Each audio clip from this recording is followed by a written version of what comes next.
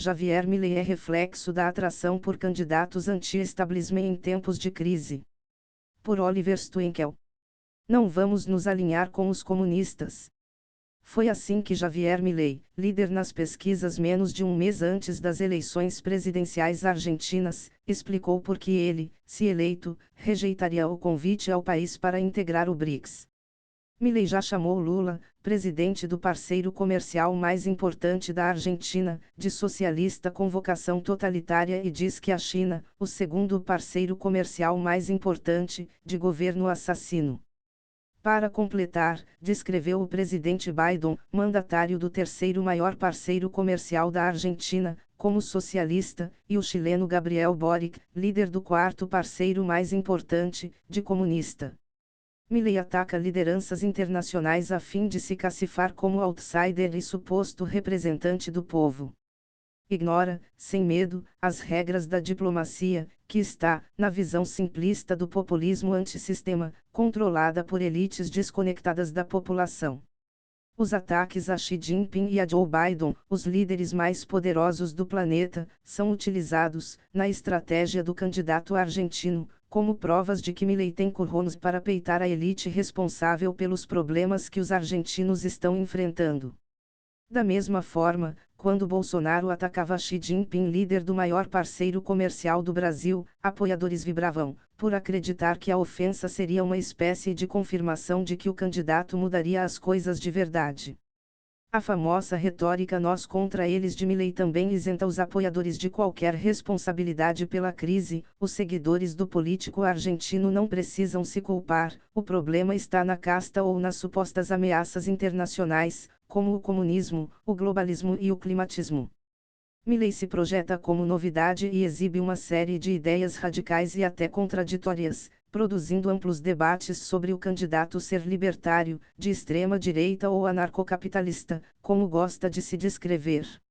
É negacionista climático, quer fechar o Ministério da Educação e o Banco Central, defende o casamento gay, mas quer criminalizar o aborto.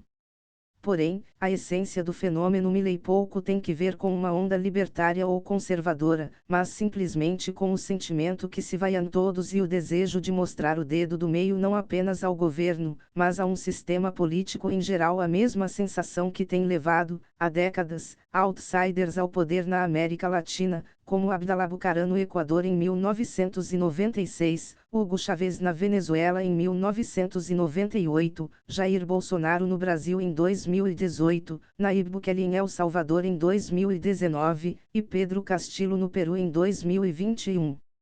As consequências são quase sempre desastrosas e muitas vezes representam graves ameaças à democracia. Se Milei sair vitorioso e assumir o poder em dezembro, a estratégia dos principais parceiros da Argentina, onde seja Pequim, Washington, Santiago ou Brasília, deverá ser de contenção de danos. A relação bilateral mais afetada por uma presidência de Milei será, sem dúvida, com o Brasil. A chegada de Milei à Casa Rosada enterraria parte significativa das ambições regionais do presidente Lula, já frustradas depois do fracasso da tentativa brasileira de relançar a Unasul em maio.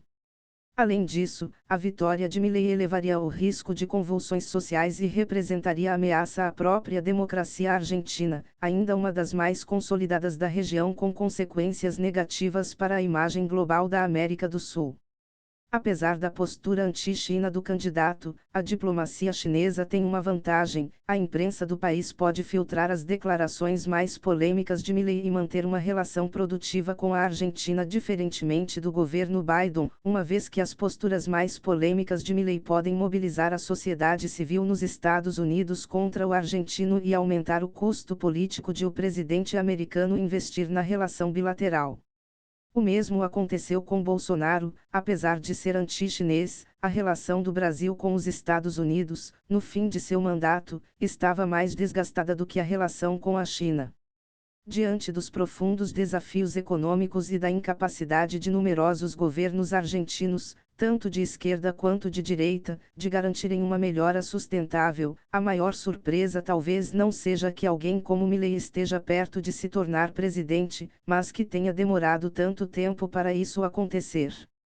Quando o caos econômico adquire proporções que levam os eleitores a sentir que não há mais nada a perder, cria-se um terreno fértil para supostos salvadores da pátria.